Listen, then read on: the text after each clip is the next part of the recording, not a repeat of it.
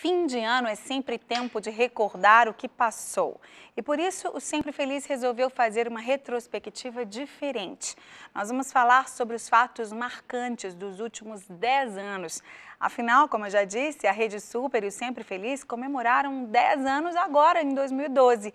Vamos ver então o que aconteceu de mais importante nesses 10 anos. E para acompanhar a gente nessa conversa e saber a opinião deles, eu tenho 3 homens aqui, um de peso, os outros 2 nem tanto, mas eles vieram aqui acrescentar com certeza na nossa conversa. São os cantores queridos Bruno Branco, Ramon Goulart e Igor Alves. Tudo bem, meninos? Tudo bem. Obrigada por terem vindo. Obrigada. Tudo bem, graças a Deus. O Igor já esteve aqui, né, Igor? Já. Dos 3, só o Igor esteve aqui.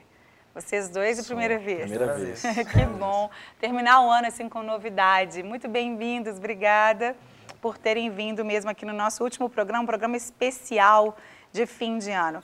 A gente vai falar um pouquinho sobre isso, né, gente? Infelizmente, quando a gente estava separando, a Graziela, a editora, falou, Márcia, tem muitas coisas. A gente não tem como falar sobre tudo. Vamos escolher. E, infelizmente, são muito mais coisas ruins, assim, que marcaram, né? Não na nossa vida pessoal, graças a Deus, sei que todos nós podemos fazer um balanço, muito mais coisas boas aconteceram. Mas, de uma forma geral, no Brasil, no mundo, muitas coisas ruins, até porque as coisas ruins, elas chamam mais atenção. Infelizmente, a própria mídia, muitas coisas boas acontecem, mas ela não divulga tanto quanto as coisas ruins, quanto as tragédias, os crimes, e isso acaba trazendo mais audiência para essas notícias. Então, a gente destacou algumas coisas. Primeiro, nós vamos falar por categorias. Categoria dos crimes, que infelizmente nos aterrorizam às vezes, nos assustam.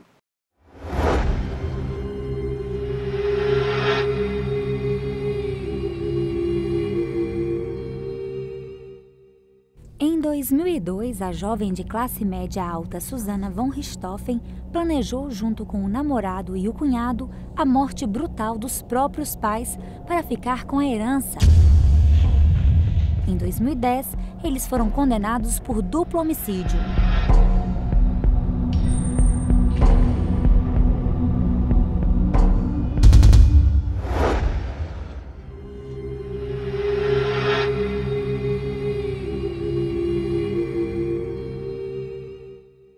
Em 2004, terroristas armados fizeram mais de 1.200 reféns por 3 dias em uma escola em Beslan, na Rússia. Após ter um local invadido pelas forças de segurança, os sequestradores atiraram e mataram 344 civis, sendo 186 crianças.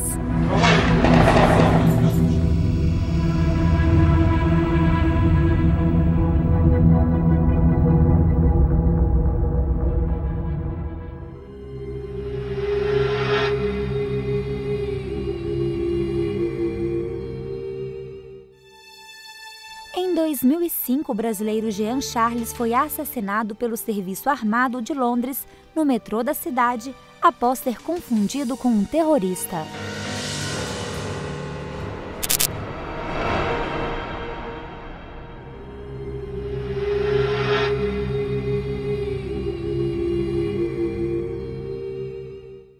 Em 2006, em 8 dias, o PCC realizou mais de 300 ataques em São Paulo, com cerca de 100 mortes, entre civis e policiais.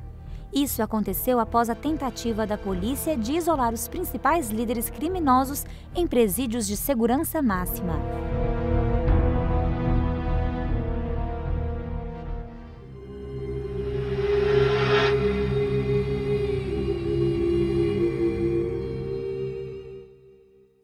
No mesmo ano, um bebê foi encontrado vivo dentro de um saco plástico boiando na Lagoa da Pampulha.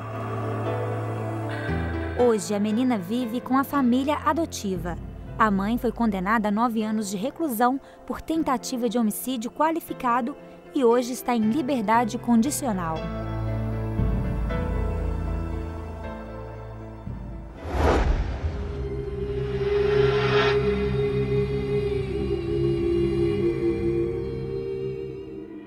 Em 2008, terminou em tragédia 100 horas depois o sequestro da jovem Eloá. Lindenberg Alves, inconformado com o fim do namoro, invadiu o apartamento da família em Santo André e manteve a garota refém com outros 3 amigos. Durante a invasão da polícia no cativeiro, Lindenberg atirou em Eloá, atingindo-a na cabeça e na virilha. Ela não resistiu aos ferimentos.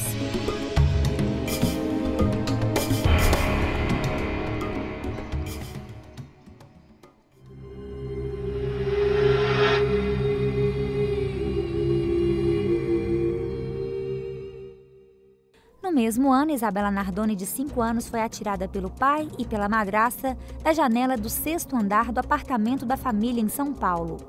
O pai, Alexandre Nardoni, e a madrasta Ana Carolina Jatobá foram condenados. Ele a 31 anos de reclusão e ela a 26 anos.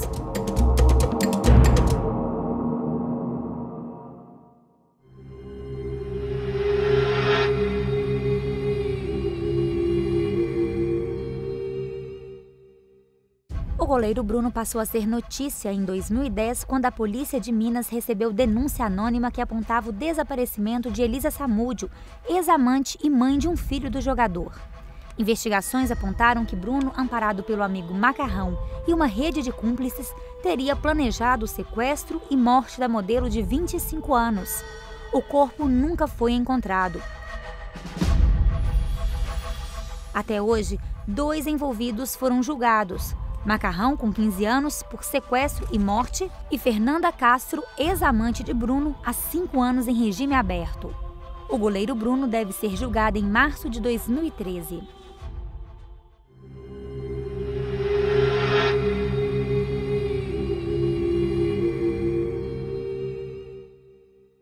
Em 2011, o Wellington Menezes, ex-estudante da Escola Municipal Tasso da Silveira, no Rio de Janeiro, invadiu o local e fez um massacre, matando 12 crianças e ferindo dezenas. Após os assassinatos, ele se suicidou. Em um vídeo divulgado na internet, ele dizia ter sido vítima de bullying durante o período escolar. Aproveito de minha vontade, me julgam antecipadamente, descobrirão quem sou da maneira mais radical. Uma ação que farei pelos meus semelhantes.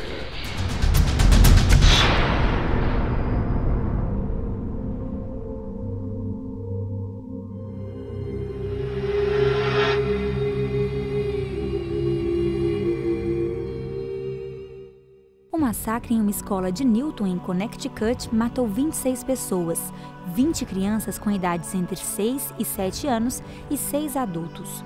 O atirador entrou armado na escola e disparou contra os alunos, professores e funcionários. O suspeito foi encontrado morto dentro do prédio. A mãe do atirador também foi encontrada morta na casa onde eles viviam.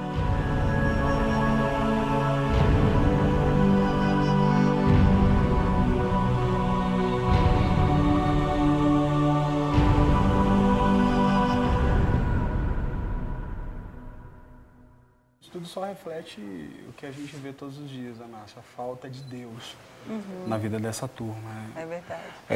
O povo cada dia mais está sedento do Senhor, né? E eu acho que essas coisas acontecem para despertar nós, que somos igreja, né? Eu, Ramon, Brunão, que trabalhamos com música e levamos a palavra do Senhor através dessa música. Então, o que eu me preocupo muito é em ver todas essas notícias que são trágicas, né?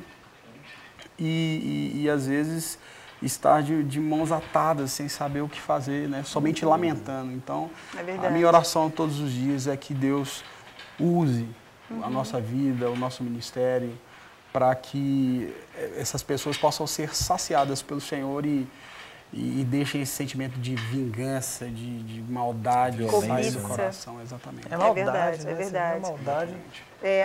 A gente conversou aqui no programa que a gente fez para o dia 21, que seria, né, o fim do mundo, e a gente falou exatamente sobre as profecias, as profecias que estão na palavra de Deus, que têm se cumprido já. Por exemplo, isso, né?